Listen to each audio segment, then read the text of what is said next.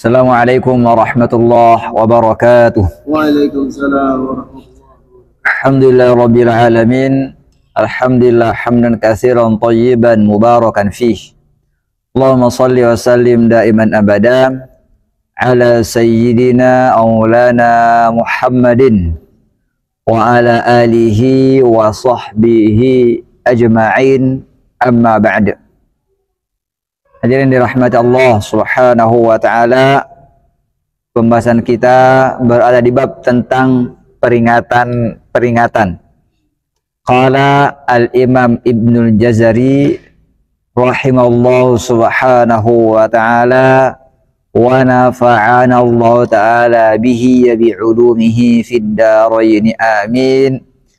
Faraqqiqan mustafilan min ahrufi wa hadiran tafkhima lafzil alifi. Faraqqiqan, maka bacalah dengan tarqiq, mustafilan min ahrufi, huruf-huruf yang memiliki sifat istifal.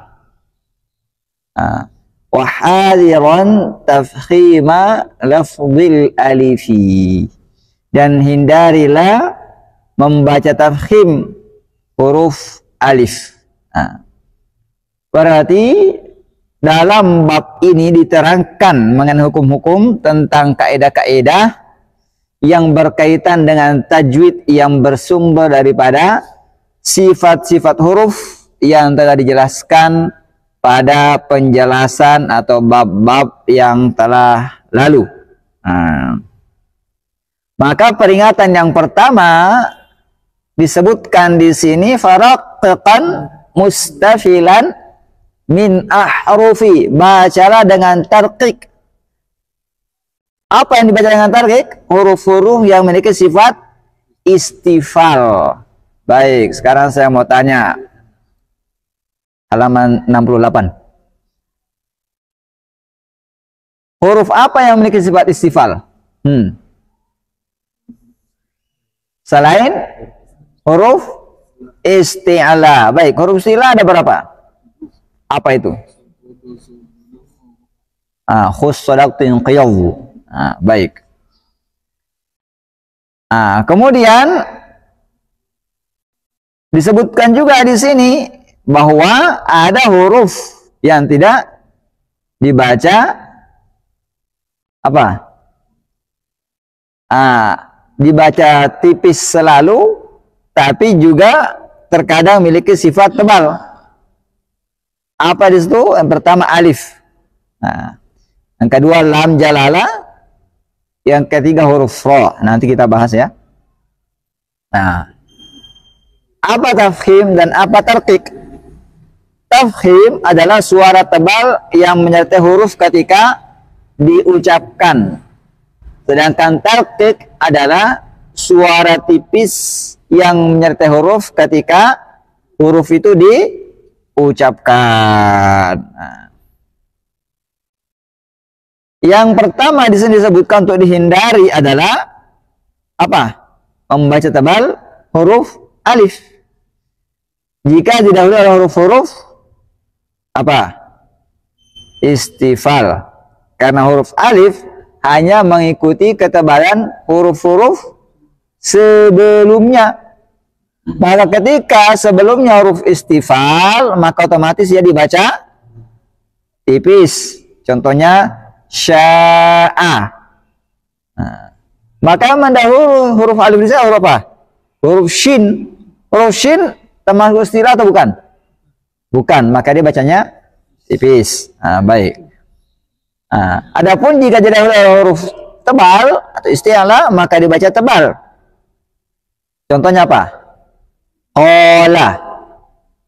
Qa huruf apa? Terletak sebelum huruf alif. Maka alifnya di sini ikut tebal. Qala. Shadiqina. Qalu. Baik. Begitu juga ketika terletak setelah huruf ra. Sirata. Sirata. Maka disebutkan dalam kitab La'ali'il Bayan, wa tattabi'ul alifu ma qablaha wal 'aqsu fil gunnati ulif. Dan alif itu mengikuti sifat huruf sebelumnya. Jikalau sebelumnya istifal, maka dia dibaca tipis. Jika sebelumnya isti'la, maka alif dibaca tebal. Wal 'aqsu, dan kebalikan daripada alif, fil gunnati ulif, diketahui pada sifat dengung. Jadi kalau dengung itu mengikut pada setelahnya, karena kebalikan dari alif. Kalau alif mengikut ke sebelumnya, kalau gunnah mengikut setelahnya. Maka ketika setelahnya huruf istilah, maka dengungnya tebal. Min qablik. Ketika setelahnya huruf istifal, maka tipis. Minkum, minkum, minkum. Nggak boleh minkum, karena mengikut sifat setelahnya. Baik. Ini juga disebutkan Imam Ibnul Jazari dalam kitabnya disebut An-Nashr. Wa ammal alifu fas-sahihu annaha la tusafu bitarqiqin wa la tafkhimin bal bihasabi ma yataqaddamuha fa innaha tatba'uhu tarqiqan wa tafkhiman. Ini tambahan. Maka beruntung yang ikut dengan tarqiq. Baik. Artinya apa? Wa amma alif, adapun alif fas-sahih, maka benaran sahih, anna la tusafu bi tarqiqin wa la tafkhimin, tidak disifati dengan tarqiq, begitu juga tidak disifati dengan tafkhim. Bal bihasabi ma taqaddamuha, akan tetapi ia mengikut sesuai dengan apa yang mendahuluinya. Fa innaha tatba'u tarqiqan wa tafkhiman, maka ia mengikutinya ketebalan dan tarqiqnya, tipisnya. Baik. Kemudian beliau sambung sini bait 35. Wa hamza alhamdu a'udhu ihdina Allahu summa la malillahi lana. Yaitu hamzahnya apa? Kata alhamdu a'udhu ihdina Allahu. Kemudian lillahi dan lana. Maka di sini farqiqan harus dibaca tarqiq. Maka di sini kata hamzahnya di mana? Huruf Allah. Jangan dia tebal, karena tidak boleh diikutkan kepada sifat setelahnya. Maka hati-hati jangan sampai Allah, harus Allah. Hamzahnya tipis, lamnya tebal karena lam jalalah. Allah, nggak boleh Allah. Allah. Kemudian di sini disebutkan alhamdu harus dibaca tarqiq. A'udzu dibaca tarqiq. Ihdina dibaca tarqiq. Allahu harus dibaca. Kemudian lamnya lillahi harus dibaca tarqiq, karena dia dulu dengan apa? Kasrah. Lana harus dibaca tarqiq. Kemudian kata berikutnya wal yatalaffaf wa 'alallahi walau. Kemudian lam yang terdapat pada kata wal yatalaffaf. Kenapa? Karena dia berada di sebelum huruf po. Jadi lamnya di sini jangan sampai terpengaruh oleh huruf isti'la yang berada setelahnya. Jangan sampai bacanya wal yatalaffaf, tapi wal yatalaffaf. Lamnya harus tipis. Karena lamnya memiliki sifat istifal. Kemudian wa 'alallahi, lam yang terdapat pada kata ala itu harus dibaca tipis karena dia sifatnya istifal. Wa 'alallahi, jangan dibaca wa 'alallahi. Wa 'alallahi. Kemudian lamnya waladhdall. Di sini lamnya harus tipis, jangan sampai ikut tebal. Karena lam di sini kemudian alifnya merupakan sifat Istifal yang tebal apanya? Dotnya yang istilah, maka lamnya tipis, nggak boleh tebal. Jangan sampai walau boleh salah. Mengapa salah? Alamnya tebal. Yang benar ya tipis. Walau bolin. Baik. Kemudian berikutnya wal mima min mahmasatin wa min marad. Mim, huruf mim harus dibaca apa nih? Tipis karena dia sifatnya. Maka di sini hati-hati ketika dia berada di antara huruf isti'la atau setelahnya huruf isti'la atau sebelumnya huruf.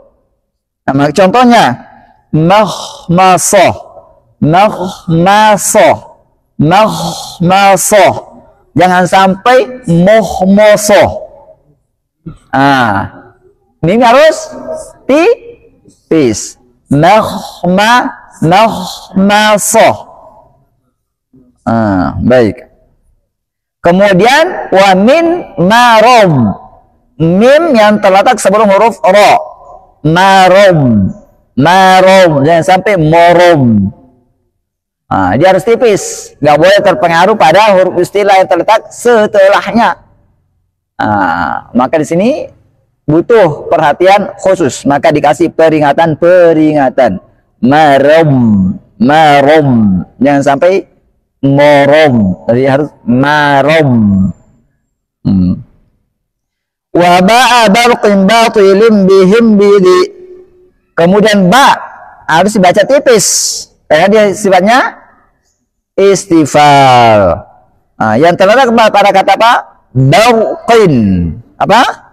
Barqin. Jangan sampai ya terpengaruh dengan huruf ro yang dibaca tebal. Barqin. Harus dibaca tipis. Barqin. Kemudian apa? Batilin. Ba-nya sifatnya apa? Istifal, bukan? Maka dia harus baca tipis. Batilin sampai batilin. Batilin. Kemudian baca bihim. Bihim. Haknya di sana dia baca jelas. Dan perjelasan penyebutan huruf ba yang berdampingan dengan huruf-huruf rokhawah. Karena ba-nya merupakan huruf syiddah. Seperti apa? Bihim dan bidi. Bihim dan bidi. Ini harus jelas ya. Kemudian wahris ala syiddati wal jahril ladhi fiha wa fil jimi kahubbis sabri rabawati najtusat wa hajjil fajri. Dan jagalah bacaan agar tetap terbaca syiddah dan jahar. Harasa secara bahasa tamat, diusahakan dengan kuat untuk tetap terbaca sifat syiddah dan jaharnya. Ala syiddah wa jahr alladhi fiha, yang terdapat pada huruf apa? Ba dan huruf jim. Seperti kata hubbi dan kata as-sabri, begitu juga kata rabawah, begitu juga kata ujatus sat, begitu juga kata haji, begitu juga kata al-fajru. Maka pada ini jelaskan perintah agar pembaca membaca jelas sifat syiddah dan jahar yang terletak pada huruf apa tadi? Ba dan jim ya. Jangan sampai huruf ba-nya apa ini? Jangan sampai huruf ba dibaca huruf fa karena dia berdekatan makhrajnya. Maknanya rafwa. Rafwa. Nggak ada lagi sifat syiddahnya, nggak ada lagi sifat jaharnya. Maka dibaca bawah. Kemudian apa lagi? Harusnya jelas ya jahar dan syiddahnya. As-sabr, hubbi, jangan sampai hubbi. hubbi. Begitu juga pada huruf jim, supaya tidak menyerupai penyebutan huruf shin yang terdapat pada kata al-fajr. Jangan sampai al-fajr. Al-fajr. Hajj, jangan sampai hajj. Hajj, haji. Ujatusat, jangan sampai ujtusat. Ujatusat. Maka sifat syidahnya dan apa tadi? Jarnya harus jelas. Kemudian berikutnya wabayyinan muqalqalan insakana wa iyakun fil waqfi kana abyana. Dan bacalah dengan jelas huruf-huruf yang memiliki sifat qalqalah apabila dalam keadaan sukun di tengah kata. Apabila dalam keadaan waqaf atau akhir kata, maka penyebutannya sangat jelas. Nah, di sini ini diperhatikan huruf yang memiliki sifat qalqalah. Ada berapa hurufnya? 5. Apa itu? Kutubu jadin. Kutubu jadin. Berarti neneknya atau kakeknya menjadi wali kutub. Kutubu jadin. Ini faedah yang saya dapat daripada Syekh Nabil ketika saya bertalaqi. Kutubu jadin, dia artikan di sini bahwa kutub ini adalah daripada neneknya atau kakeknya. Jadin apa? Kakek kan? Jadi kakeknya sudah menjadi wali kutub. Ini memakai istilah sufi.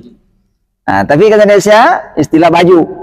Baju di toko atau di toko baju. Tidak menyemangati untuk beribadah, menyemangati untuk berpakaian doang.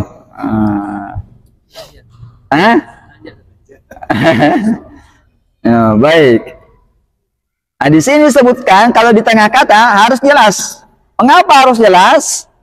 Karena masih ada huruf yang akan diucapkan setelahnya. Artinya posisi lidah, posisi mulut bersiap-siap untuk mengucapkan huruf setelahnya. Maka jangan sampai ke dalam kondisi bersiap-siap tersebut menghilangkan sifat qalqalah, huruf qalqalah yang dibaca. Seperti apa? Wal fajru, maka jimnya harus jelas qalqalahnya. Udkhulu, dalnya harus jelas qalqalahnya. Qad aflaha, dalnya harus jelas qalqalahnya. Dan apabila kita berhenti harus lebih jelas lagi. Al falaq, al-hajja, watabba, ahada. Kenapa lebih jelas lagi? Karena posisi lidah, posisi mulut tidak lagi menyebutkan atau tidak lagi bersiap-siap menyebutkan huruf setelahnya. Karena kita berhenti, maka keadaannya, bentuknya lebih jelas. Bukan berarti di sini terkadang ada yang saya ajar begini, Ustaz, kan harus jelas. Kalau kita berhenti, jadi ditambahin hamzah sukun. Ahad. Kan kalau ditengahkan qad aflaha. Bunyinya harus kita tahu bahwa ketika dia di tengah kata dan di akhir kata sama bentuknya. Sama bunyinya. Jadi apa maksudnya sini di tengah dan di akhir? Kalau di tengah, mengapa harus kita perhatikan? Karena tadi apa? Bersiap-siap menyebutkan harakat huruf setelahnya. Kalau di akhir, mengapa lebih jelas? Karena posisinya sudah berhenti. Artinya lebih jelas. Bukan berarti ditambahi suara hamzah sukun. Ahad, watambe, itu salah.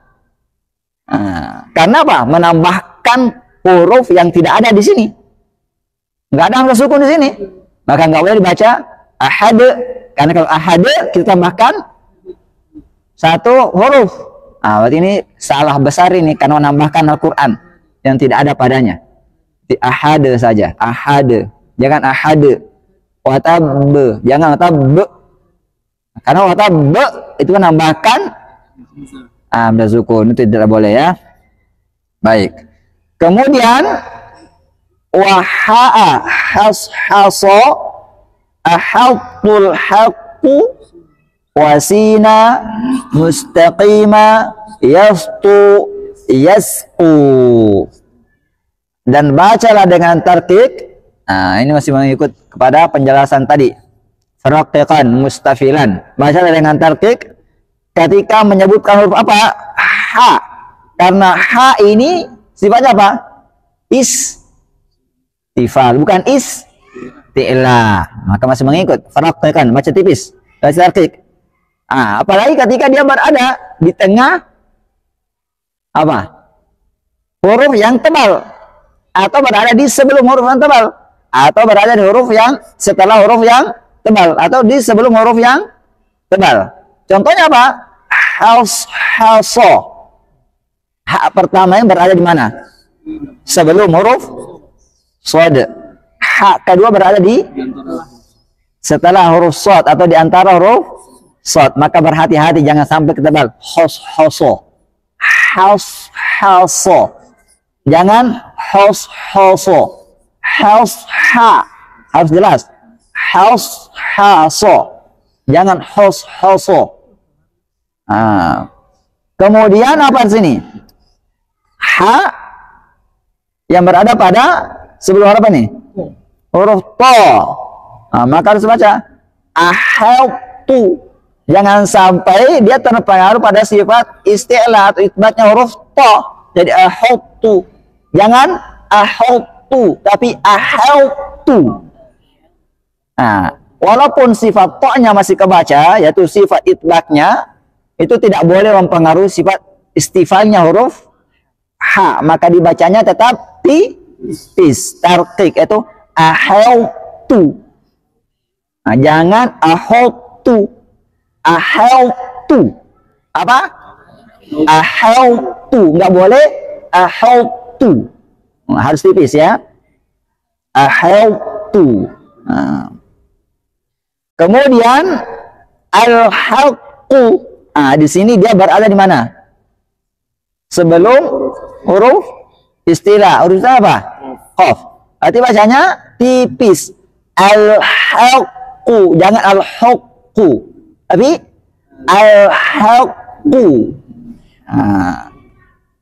Jadi di sini harus kita letakkan posisinya masing-masing, sifatnya masing-masing.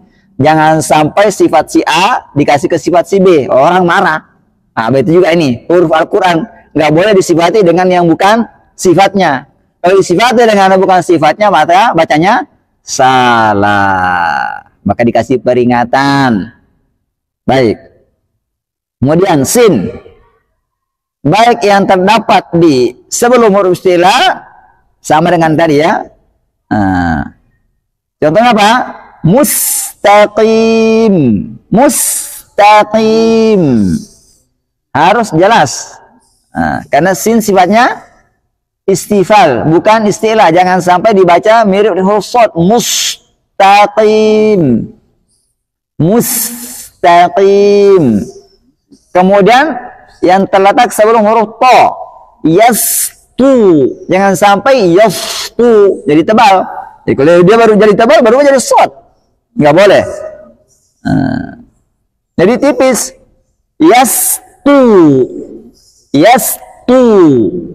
Jangan yastu. Terus yasku. Kemudian yasku. Apa? Yasku. Ini dia ayatnya al-mustaqim, yastun dan yaskun. Maka di sini harus perhatikan apa ini?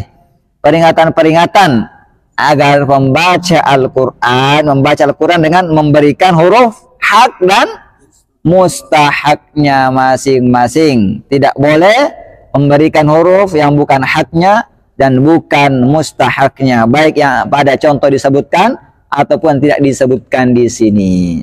Sekian penjelasan kita. Ada pertanyaan?